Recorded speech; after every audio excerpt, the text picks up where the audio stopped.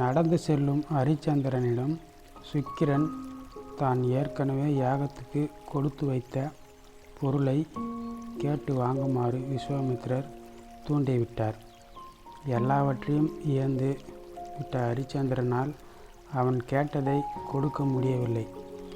45 நாள் கால அவகாசம் கொடுத்தால் தானும் தனது மனைவியும் கூலி வேலை செய்தாவது கடனை அடைப்பதாக கூறினார்கள்.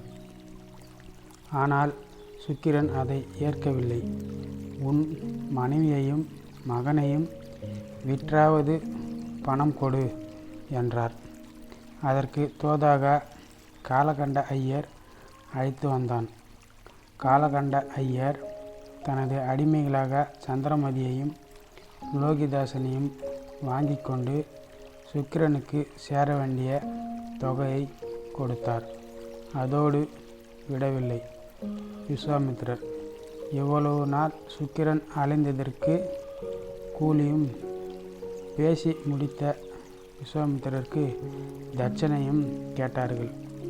இதை சற்றும் எதிர்பார்க்காத ஹரிச்சந்திரன் பிணம் சுடும் தொழில் செய்யும் வீரபாகுவிடம் தன்னையே விற்று பொருள் வாங்கி விஸ்வாமித்திரரின் கடனை தீர்த்தான். பிணம் சுடும் வீரபாகுவிற்கு கால் பணமும் முழத்துண்டும் கூலி. ஹரிச்சந்திரனுக்கு வாய்க்கு அரிசி மட்டும் கூலி.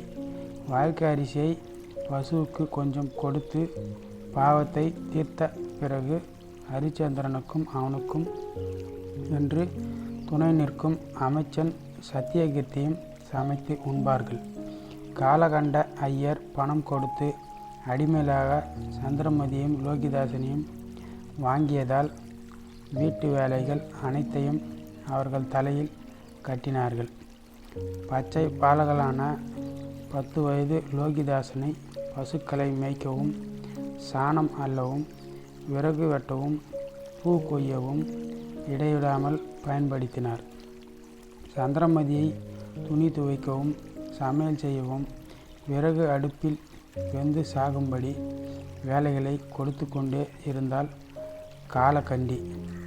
பஞ்சுமெத்தையில் படுத்துறங்கி பால் பழம் சாப்பிட்டு திசைக்கொரு வேலைக்காரர்கள் என மன்னனின் மனைவியாக வாழ்ந்திருந்தவர்களுக்கு விதி பெரும் அநீதி இழைத்துவிட்டது. பசிக்கிறது அம்மா என லோகிதாசன் கேட்கும்போது ஒரு பிடி சோறு கொடுக்கவும் காலகண்டியை கெஞ்சுவாள். அந்த அறைக்கு கழிவு நீரையும் வடித்த கஞ்சியையும் உணவாக கொடுப்பாள். அதுவும் எல்லா வேலையும் முடித்த உடன். ஒரு நாள் அமாவாசை நெருங்கும் தருவாயில் சமித்து குச்சிகள் சேகரிக்கவும், தர்பை புல் பறிக்கவும் காட்டுப்பகுதிக்கு லோகிதாசனை அனுப்பினார் காலகண்ட ஐயர். கூடவே சில பிராமண பிள்ளைகளும் சென்றார்கள்.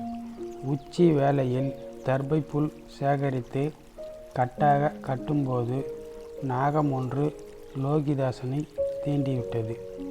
பாம்பு கடித்ததால் வலியுடன் துடித்த லோகிதாசன் கூட வந்த ஒரு சிறுவனை கூப்பிட்டு சமித்திகளையும் தர்பையையும் தன் எஜமானிடம் ஒப்படைத்துவிட கேட்டுக்கொண்டான்.